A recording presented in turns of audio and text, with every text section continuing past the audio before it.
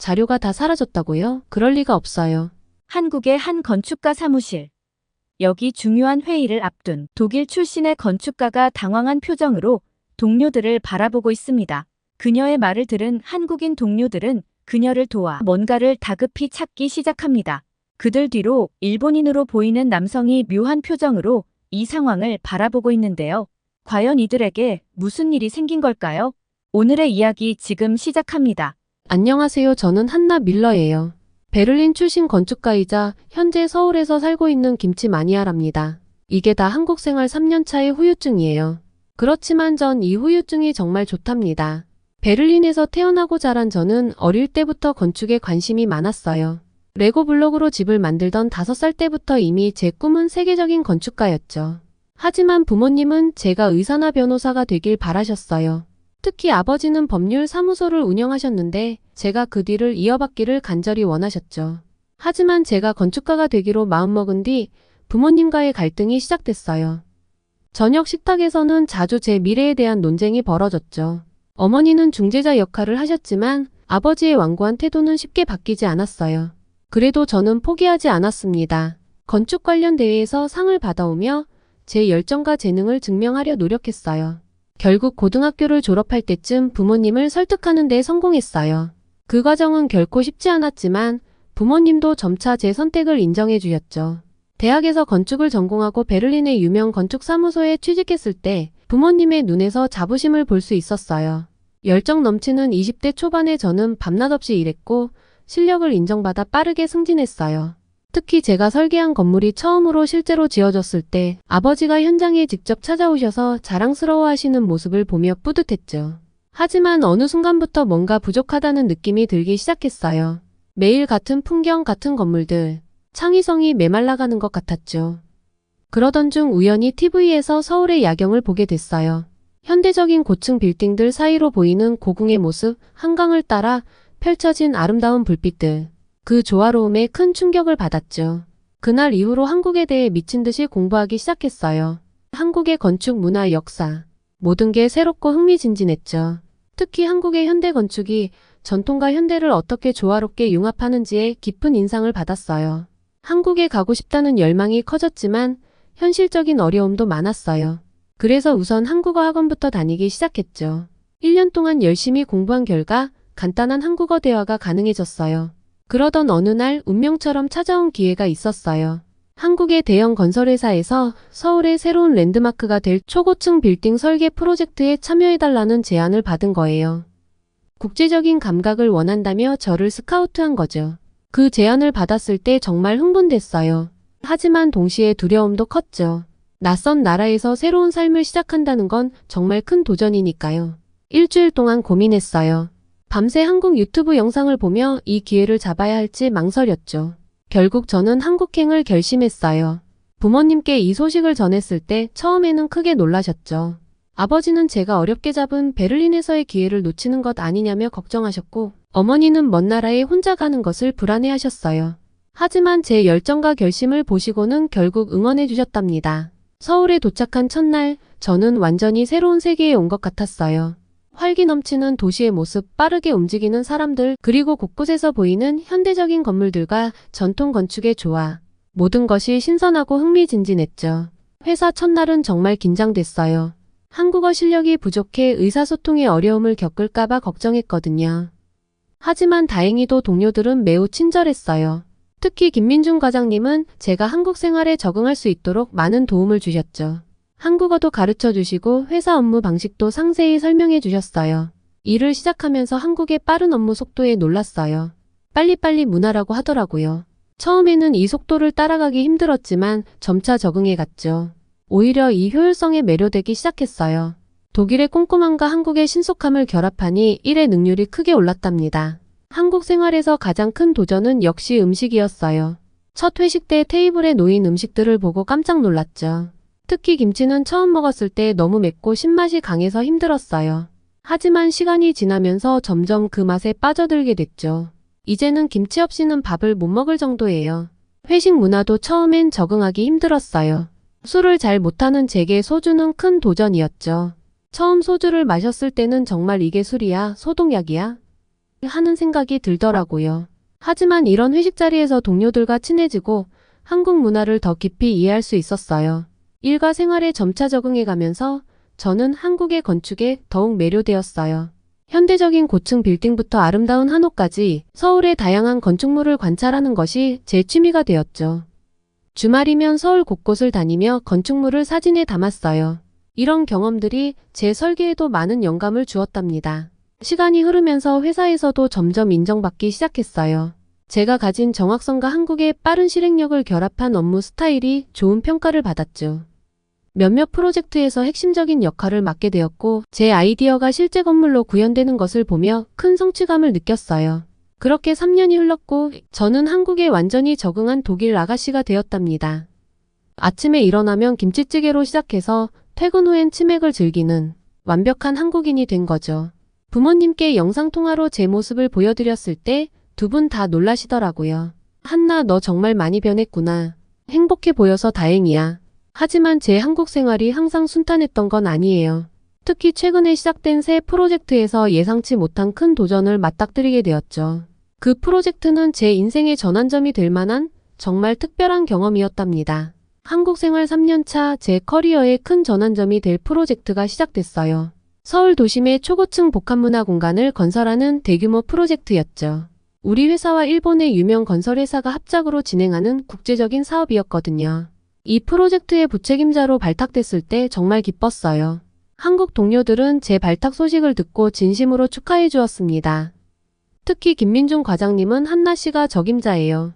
우리가 힘을 합치면 멋진 결과를 만들 수 있을 거예요 라고 말씀해 주셨죠. 하지만 기쁨도 잠시 첫 회의에서부터 문제가 시작됐어요. 일본 측 책임자인 다나카 씨가 처음부터 저를 탐탁지 않아 했거든요. 제 아이디어를 무시하고 일본식 설계만을 고집했죠.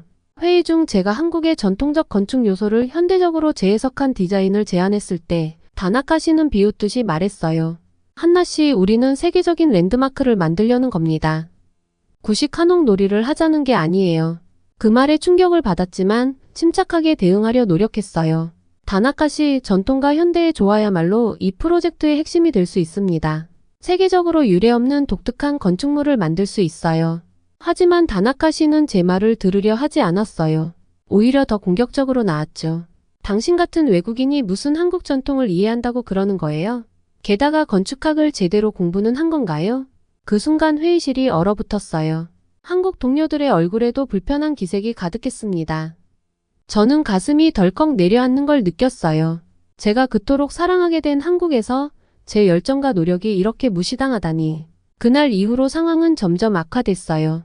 다나카 씨는 제가 제안한 모든 아이디어를 비현실적이라며 일축해버렸고 심지어 제가 참석해야 할 중요한 미팅에서 저를 제외시키기도 했어요.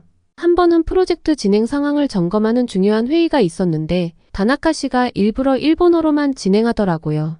제가 통역을 요청했을 때 그는 짜증 섞인 목소리로 말했어요. 한나 씨, 이 정도 일본어도 모른다면 이 프로젝트에 참여할 자격이 있는지 의문이네요. 저는 점점 자신감을 잃어갔어요. 매일 아침 회사에 가는 게 두려워졌죠. 오늘은 또 어떤 모욕을 당할까? 하는 생각에 가슴이 철렁 내려앉곤 했어요. 한국 동료들은 제 편에서 저를 도와주었지만 다나카 씨는 주변 시선에 아랑곳하지 않고 저에게만 강압적인 태도를 보였죠. 프로젝트 중간 보고회 때는 정말 최악의 상황을 겪었어요. 제가 준비한 발표 자료를 보던 다나카 씨가 갑자기 화를 내며 소리쳤어요. 이게 뭡니까? 우리가 합의한 내용과 전혀 다르잖아요. 당신의 변덕으로 이 중요한 프로젝트를 망치게 할 순 없어요. 순간 눈앞이 캄캄해졌어요. 몇 주 동안 밤을 새워가며 준비한 결과물인데 이렇게 무시당하다니. 눈물이 났지만 필사적으로 참았죠. 떨리는 목소리로 해명을 시도했지만 다나카 씨는 제 말을 들으려고도 하지 않았어요. 그날 밤 혼자 한강공원에 가서 얼마나 울었는지 몰라요. 서울의 야경은 여전히 아름다웠지만 제 마음은 산산조각이나 있었죠. 내가 정말 이 일에 적합하지 않은 걸까? 한국에서의 내 꿈이 여기서 끝나는 걸까? 이런 생각들이 끊임없이 제 마음을 괴롭혔어요. 한국에 대한 사랑, 건축에 대한 열정, 그리고 이 프로젝트에 걸었던 모든 희망이 물거품이 되는 것만 같았죠. 그러던 어느 날 김 부장님이 저를 조용히 불렀어요. 제 마음속에 두려움이 커졌어요. 이제 정말 끝인가 하는 생각이 들었죠. 하지만 김 부장님의 말씀은 제 예상과 달랐어요. 한나 씨 힘들어하는 건 알고 있어요. 하지만 포기하지 마세요. 당신의 능력을 믿습니다. 우리가 할 수 있는 방법을 함께 찾아보죠. 그 말씀에 제 눈에서 눈물이 흘렀어요. 아직 희망이 있다는 걸, 그리고 제 편이 되어주는 사람이 있다는 걸 깨달았거든요. 김 부장님은 계속해서 말씀하셨어요. 다나카 씨의 행동은 분명 문제가 있어요. 하지만 우리가 그의 수준으로 내려가서는 안 됩니다. 우리는 당신의 아이디어가 얼마나 뛰어난지 알고 있어요. 이제 그걸 모두에게 보여줄 때예요. 김 부장님의 격려에 힘을 얻어 저는 다시 한번 도전하기로 마음먹었어요. 하지만 여전히 앞으로의 길은 불확실해 보였죠. 이 위기를 어떻게 극복해야 할까? 다나카 씨와 일본 팀의 반대를 어떻게 극복하고 내 아이디어를 관철시킬 수 있을까? 내가 정말 이 프로젝트와 한국에서의 내 꿈을 지켜낼 수 있을까? 이 모든 질문들에 대한 답을 찾는 것이 저의 다음 과제였습니다. 그리고 그 과정은 결코 쉽지 않을 거라는 걸 알고 있었어요. 위기의 순간을 지나고 나니 오히려 더 큰 도전이 우리를 기다리고 있었어요. 한국의 한 대기업에서 우리의 프로젝트에 대해 환경 영향 평가를 요구한 거예요. 초고층 빌딩이 주변 생태계와 도시 경관에 미칠 영향을 우려한 것이죠. 이 소식을 들었을 때 다나카 씨는 한숨을 쉬며 불평했지만 저는 이것이 오히려 기회라고 생각했어요. 김 부장님도 저의 의견에 동의해 주셨고 우리 팀은 밤낮 없이 일했어요. 저는 독일에서 배운 최신 친환경 건축 기술들을 적용해 설계를 수정했고 한국 팀원들은 서울의 지형과 기후에 맞는 방식으로 일을 최적화했죠. 특히 신재생 에너지 활용과 빗물 재사용 시스템 등을 대폭 강화했어요. 이 과정에서 정말 놀라운 일들이 있었어요. 김민중 과장님이 전통 한옥의 처마 구조를 현대적으로 재해석해 건물의 에너지 효율을 높이는 아이디어를 제안했죠. 이런 협업을 통해 우리의 프로젝트는 점점 더 발전해 나갔어요. 하지만 다나카 씨와 일본 팀은 여전히 비협조적이었어요. 그들은 계속해서 자신들의 방식만을 고집했고 우리의 새로운 아이디어들을 무시했죠. 죄송합니다. 제가 실수했네요. 모든 내용을 포함하여 다시 작성하겠습니다. 환경영향 평가 발표를 앞둔 어느 날 밤 예상치 못한 사건이 발생했어요. 우리 팀이 밤늦게까지 준비한 새 설계한 파일이 모두 삭제된 거였죠. 그날 밤 늦게까지 작업하다가 잠깐 쉬려고 자리를 비웠는데 돌아와 보니 컴퓨터 화면이 까맣게 변해 있었어요. 처음에는 단순한 시스템 오류라고 생각했죠. 하지만 복구를 시도해봐도 소용이 없었어요. 몇 주 동안 밤낮으로 준비한 우리의 노력이 한순간에 사라져버린 거였죠. 팀원들은 충격에 빠졌고 현장은 순식간에 혼란스러워졌어요. 김 부장님의 얼굴이 창백해졌고 대리님은 고개를 떨구며 한숨을 내쉬었어요. 소연 씨는 눈물을 글썽이며 컴퓨터 화면을 계속 새로 고침했죠. 모두가 절망에 빠진 것 같았어요. 그 순간 저는 깊은 숨을 들이쉬고 생각했어요. 이대로 포기할 순 없다고 말이에요. 우리가 여기까지 온 것은 이런 위기를 극복하기 위해서였으니까요. 그래서 저는 용기를 내어 팀원들에게 말했어요. 우리가 이 설계안을 만들었으니 다시 만들 수 있다고요. 우리 머릿속에 있는 걸 다시 꺼내보자고 제안했죠. 놀랍게도 우리 팀원들의 반응은 정말 대단했어요. 처음에는 모두가 충격에 빠졌지만 곧 김 부장님이 앞장서서 팀원들을 독려하기 시작했죠. 여러분, 우리는 이미 한 번 해냈습니다. 다시 할 수 있어요. 오히려 이번 기회에 더 좋은 설계안을 만들어 봅시다.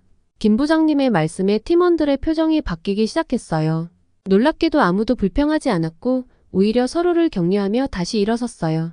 모두가 자발적으로 야근을 자처했죠. 누구 하나 강요하지 않았는데도 모든 팀원이 한마음 한뜻으로 뭉쳤어요. 우리는 즉시 행동하기 시작했습니다. 큰 화이트보드를 가져와 회의실 한가운데 놓고 기억나는 대로 아이디어를 적어 내려갔죠. 처음에는 조금씩, 그리고 점점 더 빠르게 아이디어가 쏟아져 나왔어요. 김민중 과장님은 예전에 제시한 전통 한옥의 처마 구조를 현대적으로 재해석한 아이디어에 새로운 도안을 제안했을 때 모두가 눈을 반짝였어요. 그 아이디어가 우리 프로젝트에 새로운 생명을 불어넣은 거죠. 한옥의 처마가 여름에는 강한 햇살을 막아주고 겨울에는 따뜻한 햇살을 받아들이는 원리를 현대 건축물에 적용한 거예요. 이를 통해 건물의 에너지 효율을 크게 높일 수 있었죠. 대리님은 빗물 재활용 시스템의 업그레이드 버전을 제안했어요. 옥상 정원과 연계에 빗물을 모아 정화한 후 화장실 용수나 조경수로 사용하는 아이디어였죠. 이 아이디어는 환경 친화적인 면에서 높은 점수를 받을 수 있을 것 같았어요. 소연 씨는 건물 외벽에 수직 정원을 도입하자고 제안했어요.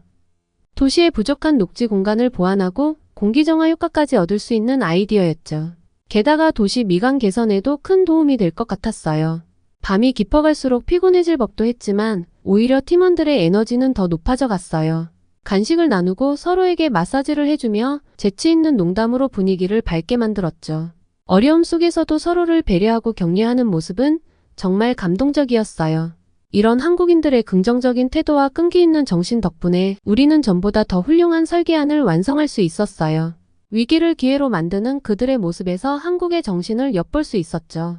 이 경험을 통해 저는 한국인들의 진정한 힘을 깨달았고 더욱 깊이 한국을 사랑하게 되었어요. 아침이 밝아올 무렵 우리는 완성된 설계안을 들고 발표장으로 향했어요. 밤새워 일한 탓에 피곤했지만 모두의 눈빛은 자신감으로 빛나고 있었죠. 우리는 서로를 바라보며 미소 지었어요.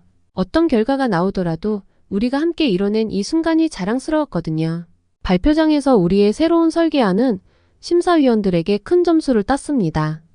한국의 전통 요소와 첨단 기술의 조화, 그리고 혁신적인 친환경 솔루션에 모두가 찬사를 보냈죠. 우리 팀의 노력은 결실을 맺어 프로젝트는 환경 영향 평가를 통과했고 더 나아가 세계 건축의 새로운 기준이 될 것이라는 평가를 받았어요. 하지만 이 성공의 이면에는 충격적인 진실이 숨겨져 있었어요. 발표 며칠 후 다나카 씨가 갑자기 회의실에 들이닥쳐 흥분한 목소리로 자신의 결백을 주장하기 시작했거든요.